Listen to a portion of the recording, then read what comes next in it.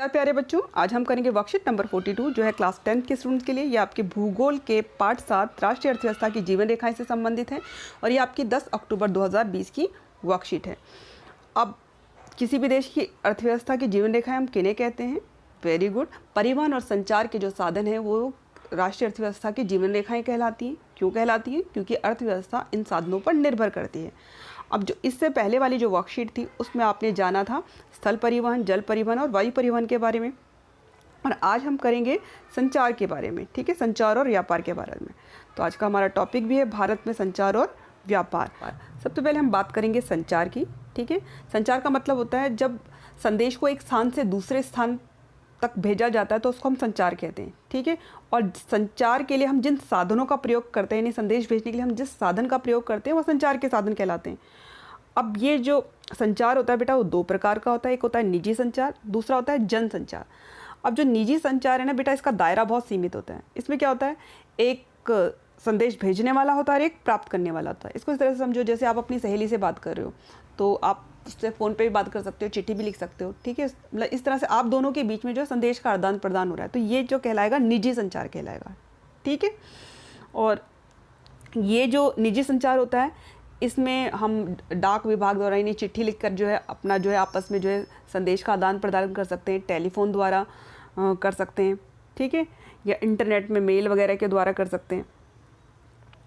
और जबकि जो जन संचार होता है इसका जो दायरा होता है बेटा बहुत बड़ा होता है। ठीक है, काफ़ी विस्तृत होता है। जैसे अखबार हो गया। ठीक है, अखबार से जो है बहुत सारे लोगों को एक साथ जो है संदेश जो है जाता है, एक साथ जो है समाचार पत्र प्राप्त होते हैं। इससे मतलब हज़ारों लाखों लोग जो हैं जुड़े होते हैं। रेडियो हो गया, ठीक है, और क्या हो गया, टेलीविज़न हो गया। ये क्या कहलाएंगे? जनसंचार के माध्यम, जिसमें एक साथ बहुत सारे लोगों को जो है संदेश या सूचनाएं प्रदान की जाती हैं। चलो अब मैं निजी संचार में हम सबसे पहले बात करेंगे भारतीय डाक नेटवर्क की। तो बेटा भारतीय डाक नेटवर्क जो है दुनिया का सबसे बड़ा डाक नेटवर्क है। ये दोनों पार्सल के साथ ही लिखित संचार को भी संभालता है, यानी ये पार्सल भी लेके आता है और रिटर्न लेटर भी लेके आता है। कहने को ये सुविधाएं जो अब लोग कम इस्तेमाल करते हैं उसकी वजह क्या है? इंटरनेट और मोबाइल फ़ोन के आने की वजह से जो है इनका इस्तेमाल जो है कम होने लगा है। लेकिन अभी भी जो है, अब इसको एक उदाहरण से समझो, अगर कोई दिल्ली यूनिवर्सिटी या इग्नू से ना बेटा कोई कोर्स कर रहा है तो उसका जो स्टडी मटेरियल है ना वो ज़्यादातर पार्सल के द्वारा जो है वो डाक से भेजा जाता है। डाकिया जो है वो घरों तक उस मटेरियल को पहुंचाता है, जो भी स्टूडेंट है उस तक। ठीक है, ऐसे अभी भी सरकारी जो पत्र हैं वो किसके द्वारा आते हैं? डाक के द्वारा आते हैं। चलो आगे चलते हैं। कार्ड और लिफाफे को प्रथम श्रेणी का मेल माना जाता है। जो कार्ड होते हैं या लिफाफे के अंदर चिट्ठी डाल के उसके अंदर वो जो स्टैंप लगा कर भेजते थे ना, तो इनको हम प्रथम श्रेणी का मेल कहते हैं। ठीक है, तो कार्ड और लिफाफे को प्रथम श्रेणी का मेल माना जाता है। और द्वितीय श्रेणी के जो मेल होते हैं उसमें आती हैं किताबें, पैकेट, पंजीकृत यानी रजिस्टर, आवधिक और समाचार पत्र। ठीक है, ये शामिल हैं। चलो आगे चलते हैं। मेल की त्वरित डिलीवरी की सुविधा के लिए 6 मेल चैनल, राजधानी चैनल, मेट्रो, ग्रीन, बिजनेस, ठीक है, बल्क मेल और पीरियोडिकल चैनल स्थापित किए गए। त्वरित मतलब जो अगर फास्ट डिलीवरी करनी है किसकी? चिट्ठियों की, मेल की, तो उसके लिए ये 6 जो है ये वाले चैनल जो है स्थापित किए गए थे। मेट्रो, ग्रीन, बिजनेस, ठीक है, बल्क मेल और पीरियोडिकल चैनल। आगे चलते हैं। भारतीय दूरसंचार नेटवर्क। भारतीय दूरसंचार नेटवर्क में एसटीडी द्वारा पहले से ही 2/3 से अधिक गाँव को कवर किया गया है। अब देखो, एक होता है लोकल कॉल। अगर हम दिल्ली में रहते हैं, दिल्ली के अंदर कॉल करते हैं तो लोकल कॉल कहता है। अगर आप यूपी में रहते हो, यूपी के अंदर ही कॉल कर रहे हो तो लोकल कॉल कहलाएगी। लेकिन अगर दिल्ली का बंदा अगर अपने बिहार में किसी गांव वाले से बात कर रहा है या किसी फैमिली मेम्बर से बात कर रहा है तो एसटीडी कॉल कहलाएगी। ठीक है, समझ रहे बात? तो हमारे देश में क्या है, 2/3 से अधिक गाँव को एसटीडी सुविधा के तहत पहले कवर कर लिया गया। वहाँ पर एसटीडी सुविधा जो लोगों को प्रदान की गई है। अब देश के प्रत्येक गांव में 24 घंटे एसटीडी सुविधा का विस्तार करने का विशेष प्रावधान किया गया है। ठीक है, ताकि जो लोग हैं वो दूसरे शहरों के, दूसरे राज्यों के लोगों से जो कनेक्टेड रहें। तो पूरे भारत में एसटीडी सुविधा की दर समान सुनिश्चित कर दी है। पहले बेटा ये दर ना बहुत अलग लगती है। हमारे टाइम पे जो है एसटीडी जो है बहुत महंगी हुआ करती थी, लेकिन अब जो है पूरे देश में जो है एक समान दर से जो है आप कॉल कर सकते हो। चलो अब आगे चलते हैं, बात करेंगे जनसंचार की। तो जनसंचार क्या होता है? संचार के वे साधन जिनके द्वारा एक बार में बहुत से व्यक्तियों से संपर्क किया जा सके जनसंचार कहलाते हैं। जैसे रेडियो, टेलीविज़न, समाचार पत्र इत्यादि, है ना, इनके माध्यम से हम एक बार में बहुत सारे व्यक्तियों से संपर्क कर सकते हैं। चलो अब इसमें सबसे पहले बात करेंगे इलेक्ट्रॉनिक मीडिया की, है ना। इसमें आता है टेलीविज़न, वीडियो, फिल्में, रेडियो, ठीक है, ये हमारा जनसंचार के माध्यम में, ये इलेक्ट्रॉनिक मीडिया के अंतर्गत आते हैं। उसके बाद आता है all India radio. All India radio में राष्ट्रीय, स्थानीय और क्षेत्रीय भाषाओं में विभिन्न कार्यक्रमों का जो है प्रसारण करता है। कौन? All India radio. तो आप देखना, अगर आप दिल्ली में रहते हो तो आप जो है ऑल इंडिया रेडियो में हिंदी में सुनते हो, लेकिन आप जब अपने गांव में जाओगे तो वहाँ पे आप देखना, जो जिस क्षेत्र में रहता है वहाँ कई बार उनकी क्षेत्रीय भाषा में जो है रेडियो में जो है कार्यक्रम आते हैं, ठीक है। तो इस तरह से चलते आगे बात करेंगे दूरदर्शन की। भारत का राष्ट्रीय टेलीविज़न चैनल दुनिया का सबसे बड़े स्थलीय नेटवर्क में से एक है। अब ये राष्ट्रीय दूरदर्शन चैनल पता है कौन सा? डीडी चैनल देखते हो? डीडी जो चैनल है वो हमारा राष्ट्रीय टेलीविज़न चैनल है और ये दुनिया का सबसे बड़े स्थलीय नेटवर्क में से एक है। चलो आगे चलते हैं। भारत दुनिया में फीचर फिल्मों के सबसे बड़े उत्पादकों में से एक है, यानी दुनिया में जहाँ सबसे ज़्यादा फिल्में बनती हैं उन देशों में से एक है हमारा देश भारत। और यहाँ पर किस तरह की फिल्में बनती हैं? ये लघु फिल्मों, वीडियो फीचर फिल्मों और वीडियो लघु फिल्मों का निर्माण करता है। चलो, और central board of film certification क्या करता है? भारतीय और विदेशी फिल्मों को प्रमाणित करने का अधिकार है, ठीक है, इनको सर्टिफिकेट देता है, तभी जाके अपनी ये फिल्में जो प्रदर्शित कर सकते हैं। अब आगे चलते हैं। प्रिंट मीडिया, नाम से इसका जाहिर है ये भी जनसंचार का माध्यम है। प्रिंट जिसमें छप के आता है, ठीक है, समाचार। तो इसमें क्या क्या आता है प्रिंट मीडिया में? समाचार पत्र, पत्रिकाएं, किताबें, ठीक है, ये शामिल है। समाचार पत्र जो है 100 से भी अधिक भाषाओं और बोलियों में प्रकाशित होते हैं। आप देखना, दिल्ली में तो हिंदी में भी आता है, इंग्लिश में भी आता है, और जहाँ अगर आप कोलकाता चले जाओगे तो वहाँ आपको बांग्ला भाषा में मिल जाएगा, तमिलनाडु चले जाओगे तो वहाँ पे तमिल भाषा में मिलेगा। तो जो ये समाचार पत्र हैं वो 100 से भी अधिक भाषाओं और बोलियों में प्रकाशित होते हैं। अब प्रकाशित होने वाले समाचार पत्रों में सबसे बड़ी संख्या में अंग्रेजी और उर्दू के बाद हिंदी है, ठीक है। तो सबसे ज़्यादा जो समाचार पत्र छपते हैं दुनिया में वो सबसे ज़्यादा किस में छपते हैं? अंग्रेजी में, सॉरी हमारे देश में सबसे ज़्यादा किस में छपते हैं? अंग्रेजी में, उसके बाद उर्दू में और फिर हिंदी में। करेंगे व्यापार की, कि व्यापार किसे कहते हैं? तो लोगों, राज्यों और देशों के बीच माल के आदान प्रदान को व्यापार के रूप में जाना जाता है, ठीक है। यानी लोग, राज्य या देशों के बीच में जब सामान का खरीदना और बेचने का काम चलता है ना, तो बेटा उसको व्यापार कहते हैं, ठीक है। और इस तरह का जो आदान प्रदान है वो कहाँ पर होते हैं? बाज़ारों में होते हैं, ठीक है। तो यानी जिस जगह पे इस तरह से वस्तुओं के खरीद बेच का काम होता है वो क्या कहलाते हैं? बाज़ार कहलाते हैं। अब जो व्यापार है वो अलग अलग प्रकार का होता है। एक होता है स्थानीय व्यापार। स्थानीय व्यापार कहाँ पे किया जाएगा? जो शहरों, कस्बों और गाँव में किया जाता है वो स्थानीय व्यापार हो गया। दूसरे तरह का व्यापार हो गया राज्य स्तरीय व्यापार। जब 2 या 2 से अधिक राज्यों के बीच में जो व्यापार होता है उसको हम क्या बोलते हैं?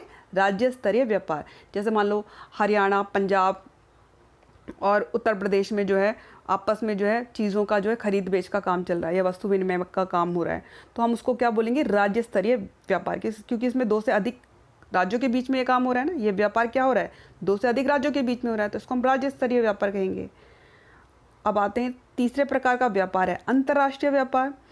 जब 2 या 2 से अधिक देशों के बीच में कोई व्यापार किया जाता है तो उसको हम अंतर्राष्ट्रीय व्यापार कहते हैं। अगर हमारा देश जो है ब्रिटेन के साथ, फ्रांस के साथ या जापान के साथ जो व्यापार करेगा, या वो देश हमारे साथ जो बिजनेस करेंगे, वो क्या कहलाएगा? अंतर्राष्ट्रीय व्यापार। किसी देश के अंतर्राष्ट्रीय व्यापार की उन्नति, मतलब किसी देश का जो अंतर्राष्ट्रीय व्यापार है, कि उसका जो इंटरनेशनल व्यापार है, दूसरे देशों के साथ जो व्यापार है, उसकी जो उन्नति है वो उसकी आर्थिक समृद्धि का सूचकांक होता है। कि इससे पता चलता है कि वो कितना समृद्ध देश है। जिसका जितना ज़्यादा बिजनेस दूसरे देशों के साथ होगा, ठीक है, उतना ही वो समृद्ध होगा। इसीलिए इसे देश का आर्थिक बैरोमीटर भी कहा जाता है, ठीक है। अब व्यापार के घटक कौन से होते हैं? एक होता है निर्यात, दूसरा होता है आयात, ठीक है। अंतर्राष्ट्रीय व्यापार के घटक हैं। निर्यात क्या होता है? अगर हमारा जो देश है दूसरे देशों को सामान बेचता है तो हम उसको बोलते हैं निर्यात, और जब हम दूसरे देशों से सामान खरीदते हैं तो हम उसको बोलते हैं आयात। अब हमारे यहाँ से निर्यात क्या करते हैं? हम दूसरे देशों को क्या बेचते हैं? हम बेचते हैं उनको जवाहरात, है ना, जेम्स, रसायन और उससे संबंधित जो उत्पाद हैं वो हम दूसरे देशों को बेचते हैं। कृषि और उससे संबंधित जो उत्पाद होते हैं जैसे गेहूँ, चावल, दालें, है ना, ये भी हम दूसरे देशों को क्या है? निर्यात करते हैं, बेचते हैं। अब आयात हम क्या करते हैं, पेट्रोलियम और कच्चा उत्पाद, ठीक है। रत्न जवाहरात जो है हम खरीदते हैं, लेकिन हम रॉ वाले खरीदते हैं, उसके बाद उनको पॉलिश करके, उनको फिनिश करके जो है दूसरे देशों को बेचते हैं। उसके अलावा रसायन संबंधी उत्पाद, आधार धातु, ये ज़्यादातर हम कच्चा खरीदते हैं और उसके बाद उसको क्या करते हैं, एक तरह से उसको परिष्कृत करके जो है आगे बेच देते हैं और अपने देश में भी इस्तेमाल करते हैं। आधार धातु, इलेक्ट्रॉनिक आइटम भी हम खरीदते हैं दूसरे देशों से, है ना। हम बहुत सारी चीज़ें, ये लैपटॉप, मोबाइल और बहुत सारी जो एक्सेसरीज होती हैं हमारी बेटा, वो ज़्यादातर हम दूसरे देशों से आयात करते हैं। आपके मोबाइल देखना, और ज़्यादातर जो है वो दूसरे देशों से इंपोर्ट किए हुए होते हैं, उनमें लिखा होता है मेड इन उनकी कंट्री का नाम। ज़्यादातर पहले तो मेड इन चाइना ही लिखा हुआ मिलेगा आपको हर जगह पे, ठीक है। तो अब हम मेड इन चाइना का क्या करें, बहिष्कार। हम मेड इन चाइना के कोई भी प्रोडक्ट नहीं खरीदेंगे, क्योंकि उससे हमारे देश से वो कमाकर वो हमारे देश के खिलाफ इस्तेमाल कर रहे हैं, ठीक है। तो आयात हम क्या क्या करते हैं, ये सारी चीज़ें करते हैं, इनको अच्छे से याद कर लेना। और निर्यात हम इसको करते हैं। अब चलते हैं आगे, व्यापार संतुलन, ठीक है, ये इम्पॉर्टेंट चीज़ है। तो किसी देश के व्यापार का संतुलन उसके निर्यात और आयात के बीच का अंतर होता है, ठीक है। कि किसी देश ने बेचा कितना और ख़रीदा कितना दूसरे देशों से, ठीक है, उनके बीच का जो डिफरेंस होगा वो क्या कहलाएगा, व्यापार संतुलन। इसको उदाहरण से समझो। उदाहरण के लिए हमारा जो देश है, 1000 रुपये का जो है सामान जो है वो दूसरे देशों को बेचता है, ठीक है, और 800 रुपये का सामान खरीदता है। तो इनका अंतर क्या हो गया, 200 रुपये। इसको हम बोलेंगे व्यापार का संतुलन। अब ये दो प्रकार का होता है व्यापार का जो संतुलन होता है, एक होता है अनुकूल संतुलन, एक होता है प्रतिकूल संतुलन। अब अनुकूल संतुलन क्या होता है, जो अभी मैंने अभी उदाहरण दिया था बेटा, वो अनुकूल संतुलन का था, क्योंकि उसमें हमारा देश क्या कर रहा था, 1000 रुपये का सामान जो है बेच रहे हैं, ठीक है। यानी बेचने को हम क्या बोलते हैं, निर्यात करना। 1000 रुपये की चीज़ों का निर्यात कर रहा है और 800 रुपये की चीज़ों का आयात कर रहा है, ठीक है। जब हम बेचते हैं बेटा, तब हमको 1000 रुपये जो है विदेशी मुद्रा प्राप्त करती है, और जब हम खरीदते हैं ना बेटा, तब हमको विदेशी मुद्रा ही देनी पड़ती है। तो हमने 800 रुपये जो है विदेशी मुद्रा दी, तो हमारे पास देखो यहाँ पे 200 रुपये जो है बच गई, 200 रुपये बचा। तो ये जो 200 रुपये बचने का मतलब क्या है, कि जो व्यापार का संतुलन है हमारे लिए वो अनुकूल संतुलन है, क्योंकि हमारा निर्यात का मूल्य जो था वो आयात के मूल्य से ज़्यादा था। अब उल्टा हो जाए कि हम बेच तो रहे 800 रुपये का सामान, यानी निर्यात हो रहा है हमारा 800 का और आयात हो रहा है 1000 का, तो 200 रुपये हमको अपनी जेब से विदेशी मुद्रा और खर्च करनी पड़ रही है, ठीक है। तो इस तरह का जो व्यापार संतुलन होता है उसको हम बोलते हैं प्रतिकूल संतुलन, ठीक है। तो प्रतिकूल संतुलन में क्या होता है, जब आयात का मूल्य निर्यात के मूल्य से अधिक होता है। भारत अंतर्राष्ट्रीय स्तर पर एक सॉफ्टवेयर दिग्गज के रूप में उभरा है। यानी हमारे यहाँ देखा ना, आईटी वाले बहुत मिलेंगे, वो बहुत सारे सॉफ्टवेयर डेवलप करते हैं और सूचना के निर्यात के माध्यम से भारी विदेशी मुद्रा जो है अर्जित कर रहा है। तो ये जो सॉफ्टवेयर दिग्गज के रूप में भारत उभरा है, तो बहुत सारे सॉफ्टवेयर जो है डेवलप करके उसके द्वारा जो बहुत सारी विदेशी मुद्रा जो हमारा देश कमा रहा है। तो एक बहुत अच्छी बात है। अब बात करेंगे भारत में पर्यटन की। तो भारत में पर्यटन पिछले 3 दशकों में काफ़ी बढ़ा है। 3 दशक मतलब पिछले 30 सालों में भारत में पर्यटन में बहुत वृद्धि हुई है और लाखों लोग जो हैं पर्यटन उद्योग में लगे हुए हैं, जैसे टूरिस्ट बसेस में काम करने वाले, होटल में काम करने वाले, टूरिस्ट गाइड इत्यादि, ठीक है। लाखों लोगों को पर्यटन उद्योग से जो है काम मिलता है। पर्यटन राष्ट्रीय एकीकरण को भी बढ़ावा देता है।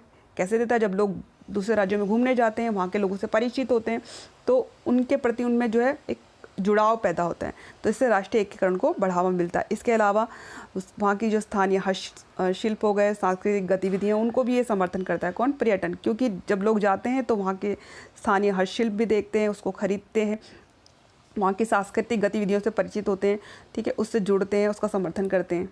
चलो आगे चलते हैं। ये हमारी संस्कृति और विरासत के बारे में अंतर्राष्ट्रीय समझ और विकास को भी बढ़ावा देता है। जब विदेशों से लोग हमारे यहाँ आते हैं, हमारे यहाँ हमारी जो विरासत है, हमारे मोनूमेंट्स हैं, उनको देखते हैं, हमारी संस्कृति, हमारे उससे परिचित होते हैं, तो इससे क्या होता है, अंतर्राष्ट्रीय समझ और विकास को बढ़ावा मिलता है। आगे चलते हैं। अब विदेशी पर्यटक क्यों किस लिए घूमने आते हैं, मतलब किस किस तरह का टूरिज़्म करते हैं। यहाँ अलग अलग तरह का टूरिज़्म दे रखा है यहाँ पे। एक है हेरिटेज टूरिज़्म, यानी जो हमारे जो पुराना जो विरासत है उसको देखने के लिए, जैसे ताजमहल देखने के लिए आ गए, कुतुब मीनार देखने के लिए आ गए, है ना। इको टूरिज़्म हो गया, जो पर्यावरण के बारे में हो गया। एडवेंचर टूरिज़्म, नाम से ही जाहिर है। मेडिकल टूरिज़्म, है ना। बिजनेस टूरिज़्म, बिजनेस के लिए यहाँ पे घूमने आ गए। भारत आते हैं। भारत देश में पर्यटन के विकास की व्यापक संभावनाएं। अब हमारा देश जो विविधताओं से भरा हुआ है, यहाँ पे बहुत सारी ऐसी जगह हैं जिनको विकसित किया जाए तो हमारे यहाँ जो है पर्यटन जो है और ज़्यादा बढ़ सकता है। ठीक है। इस सबसे आशाजनक आगामी उद्योग के लिए विभिन्न प्रकार के पर्यटन को बढ़ावा देने के प्रयास किए जा रहे हैं। ठीक है। और इसीलिए क्या किया जा रहा है, बहुत सारे जो ऐसी कोशिशें की जा रही हैं जिससे कि जो विभिन्न प्रकार का जो टूरिज्म है उसमें बढ़ोतरी हो। ठीक। अब चलते हैं पहले प्रश्न की तरफ। विभिन्न प्रकार के व्यापार कौन से हैं, उनमें से किसको देश का आर्थिक बैरोमीटर कहा जाता है और क्यों? तो ये उत्तर आपकी वर्कशीट में से आपको मिल जाएगा, बिल्कुल अच्छे से दिया गया है। तो आपको जो उत्तर है अपना यहाँ से स्टार्ट करना है, यहाँ से शुरू करके ये यहाँ तक है। ठीक है। उत्तर 1 बिल्कुल ऐसे ही लिखना है आपको। अब चलते हैं अगले प्रश्न की तरफ, और प्रश्न नंबर 2 है, देश X निर्यात से अधिक आयात कर रहा है, इस स्थिति को क्या कहा जाएगा और इसका X देश की अर्थव्यवस्था पर क्या प्रभाव पड़ेगा? तो देश X निर्यात से अधिक आयात कर रहा है, इस स्थिति को प्रतिकूल संतुलन कहेंगे। ठीक है। और इसका X देश की अर्थव्यवस्था पर प्रतिकूल प्रभाव पड़ेगा या बुरा प्रभाव पड़ेगा, नकारात्मक प्रभाव पड़ेगा, आप कोई भी शब्द इसमें इस्तेमाल कर सकते हो। चलो अब आगे चलते हैं।